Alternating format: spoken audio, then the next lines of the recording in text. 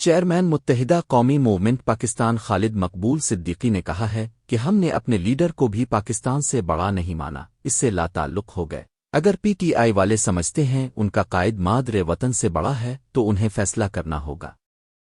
کراچی میں press conference کرتے ہوئے انہوں نے کہا کہ پاکستان کسی سیاسی عدم استحکام کا متحمل نہیں ہو سکتا۔ خدشات بڑھ رہے ہیں کہ پاکستان کی سیاست میں غیر ملکی مداخلت نہ ہو۔ کیا حالات پاکستان کے خلاف کسی سازش کے امکانات تو پیدا نہیں کر رہے؟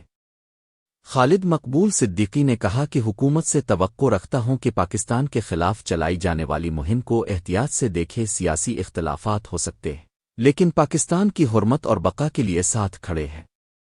انہوں نے کہا کہ ہم اس سال ہندوستان کو شکست دے چکے، اب اس کی پراکسی کو بھی شکست دیں گے جنہوں نے ہم پر الزامات لگائے۔ انہوں نے خود اپنے الزامات کی نفی کی ہے۔ پاکستان ہمارا ہے، ہم نے اس کے لیے قربانی دی اور دیتے رہیں گے۔